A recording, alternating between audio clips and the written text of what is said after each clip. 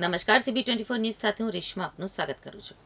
વિદ્યાર્થીની હત્યા બાદ વિવાદમાં આવેલી 7th ડે સ્કૂલને સરકારે પોતાના હસ્તક લઈ લીધી છે, તેમજ વહીવટદાર તરીકે અમદાવાદ શહેર જિલ્લા શિક્ષણાધિકારીઓની નિમણૂક કરવામાં આવી। નિયમ વિરુદ્ધ ચાલતી સરકાર હસ્તક લેવામાં આવતા વાલીઓમાં જશ્નનો માહોલ જોવા મળ્યો હતો। આજે ડીઈઓએ અને સરકારી અધિકારીઓએ વહીવટદાર તરીકે ચાર્જ સંભાળતા ઢોલ નગારા સાથે સ્કૂલમાં વાલીઓએ ઉજવણી કરી હતી। વહીવટદાર તરીકે ચાર્જ સંભાળતા ડીઈઓનું મોઢું મીઠું કરાવી સન્માન કરવામાં આવ્યું। સરકારે સ્કૂલને પોતાના હસ્તક લેવાનો યોગ્ય નિર્ણય લીધો હોવાનું પણ વાલીઓએ જણાવ્યું હતું। આજે મોટી સંખ્યામાં વાલીઓ અને સ્થાનિક ધારાસભ્ય અમિત ભટ્ટ સ્કૂલે પહોંચ્યા હતા। ઢોલ અને નગારા સાથે વાલીઓએ સ્કૂલે પહોંચી ઉજવણી કરી હતી, તો મોટી સંખ્યામાં વાલીઓ અમદાવાદ શહેર ડીઈઓએ વહીવટદાર તરીકે ચાર્જ સંભાળતા તેમનું સન્માન કરવા માટે પહોંચ્યા હતા। વાલીઓ અને સ્થાનિક ધારાસભ્ય અમિત ભટ્ટે અમદાવાદ શહેર જિલ્લા શિક્ષણાધિકારીનું મોઢું મીઠું કરાવી અને ફૂલોનો વરસાદ કરી ઉજવણી કરી હતી, તેમજ વિદ્યાર્થીઓને શૈક્ષણિક રીતે અને સુરક્ષાનું સરકાર યોગ્ય ધ્યાન આપશે તેવી વાલીઓને ખાતરી આપી હતી। જોકે સ્કૂલ સરકાર હસ્તક લેવાતા હવે આગામી સમયમાં સ્કૂલમાં મોટા ફેરફાર પણ થઈ શકે છે। અમદાવાદ શહેર ડીઈઓ રોહિત ચૌધરીએ જણાવ્યું હતું કે ગુજરાત સરકાર દ્વારા વહીવટદાર તરીકે નિમણૂક કર્યા બાદ અમારી ટીમ સાથે ચાર્જ સંભાળી લીધો છે।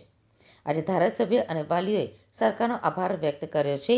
ઘણા સમયથી વહીવટીમાં બેદરકારી સ્કૂલ દાખવી રહી હતી, તેમજ તપાસ કમિટીને કોઈ પણ ડોક્યુમેન્ટ ન અપાતા સાબિત થયું હતું કે સ્કૂલ પાસે યોગ્ય માન્યતાના પુરાવા જ નથી। જો માન્યતા વગર આટલા સમય સુધી સ્કૂલ ચાલી અને જો હજુ પણ ચલાવવા દઈએ તો તે બિલકુલ ગેરકાયદેસર ગણાય। ગુજરાત સરકારના શિક્ષણ વિભાગ દ્વારા વહીવટદાર તરીકે જિલ્લા શિક્ષણાધિકારી અમદાવાદ શહેરને નિયુક્ત કર્યા ત્યારબાદ અમે તરત જ અમારી ટીમ સાથે ચાર્જ સંભાળી લીધો છે।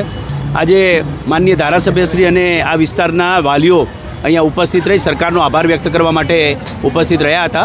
ખાસ કરીને આ એ બાબતો હતી કે વહીવટી બેદરકારીઓ જે રીતે શાળાએ સતત રીતે જે કમિટીને કોઈપણ પ્રકારના ડોક્યુમેન્ટ આપ્યા નહીં અને એના ઉપરથી એવું સ્પષ્ટ પ્રૂફ થયું કે સદર શાળાની આ સ્થળ ઉપર માન્યતા નથી। જો માન્યતા વગર અમાન્ય શાળા આટલા સમય સુધી ચલાવવી અને હવે પણ જો એ આગળ ચાલવા દેવામાં આવે તો બિલકુલ એ ગેરકાયદેસર થાય। એટલે વાલીઓના વહારે સરકાર આવી અને વિદ્યાર્થીઓના શૈક્ષણિક હિત તેમજ સલામતી હિતને ધ્યાને લઈ વહીવટદાર તરીકેની નિયુક્તિ આપી આગળની કાર્યવાહી હાથ ધરવામાં આવી છે। આગળના દિવસોમાં મેનેજમેન્ટ તરીકે વહીવટદારની અમારી ટીમ કાર્યવાહી કરશે અને શૈક્ષણિક હિતો પૂરેપૂરા જળવાશે। સદર શાળાના શિક્ષકો અને પ્રિન્સિપલ સહિત જે રીતે એકેડેમિક કામ ચાલી રહ્યું છે તેમાં કોઈ પણ પ્રકારનું ડિસ્ટર્બન્સ કરવામાં આવશે નહીં અને તેઓને ખાસ એશ્યોરન્સ પણ આપ્યું છે, મને ધારાસભ્યશ્રીએ પણ આપ્યું છે અને અમે પણ વાલીઓને પત્ર પાઠવી આપ્યું છે અને શિક્ષકોને ખાસ કરીને અમે મોટિવેશનલ કામ એમના ઉપર થાય તે પ્રકારનું અમે અહીંયા કામ હાથ આજે આપ સૌ જાણો છો તેમ એક દુઃખદ ઘટના થોડા સમય અગાઉ 7th ડે સ્કૂલમાં થઈ હતી। એક નિર્દોષ બાળકનો અહીંયા જીવ ગુમાવ્યો હતો અને ત્યારબાદ જે કંઈ કાનૂની પ્રક્રિયાઓ થઈ વાલીઓની, વિસ્તારના રહીશોની, સરકારના આદરણીય મુખ્યમંત્રી, આદરણીય નાયબ મુખ્યમંત્રી, આદરણીય શિક્ષણ મંત્રી પાસે રજૂઆતો થઈ અને આજે અમે સમગ્ર સરકારના શિક્ષણ વિભાગ, ખાસ કરીને અમારા ગુજરાતના મૃદુ અને મક્કમ મુખ્યમંત્રી આદરણીય ભૂપેન્દ્રભાઈ, નાયબ મુખ્યમંત્રી શ્રી હર્ષભાઈ સંઘવી, શિક્ષણ મંત્રી શ્રી પ્રદ્યુમનભાઈ વાજા અને રીવાબા જાડેજા, આ લોકોનો આભાર માન્ય ડીઓ સાહેબ મારફતે આપવા માટે આવ્યા છે।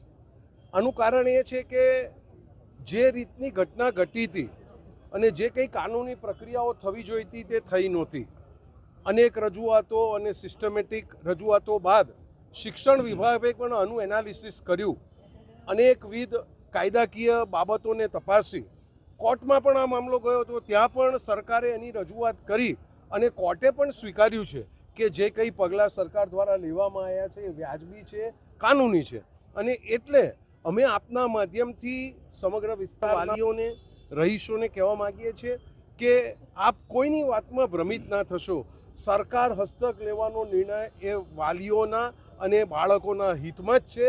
એ લોકોનું શિક્ષણ કોઈ પણ સંજોગોમાં ગુજરાત સરકાર બગાડવા દેવા માગતી નથી। આ સ્કૂલ હાલમાં સરકારના 2 પ્રતિનિધિઓ મૂકવામાં આવ્યા છે। કોર્પોરેશન પાસે જમીન પાછી લેવાની કાનૂની પ્રક્રિયાઓ ચાલી રહી છે। તબક્કાવાર ઘણી બધી કાનૂની પ્રક્રિયાઓ થવાની છે, પણ આજે અમે એટલા માટે આવ્યા છે કે જે સરકારે પ્રથમ પોતાના હસ્તક લેવાનો નિર્ણય કર્યો છે તેને અમે સરકારનો આભાર માનવા માટે આવ્યા છે. અને બીજું ખાસ વિસ્તારના રહીશો, નાગરિકો, વાલીઓ અને તેમના બાળકોને અમે એશ્યોર કરવા માગીએ છીએ કે સરકાર દ્વારા ચાલવામાં આવતી આ સ્કૂલમાં સંપૂર્ણ પ્રમાણે શિક્ષણનું ધ્યાન રાખવામાં આવશે, પૂરતી કાળજી રાખવામાં આવશે, સિક્યોરિટીની કાળજી લેવામાં આવશે અને બાળકોને હિતમાં જ બધા જ નિર્ણયો લેવામાં આવશે.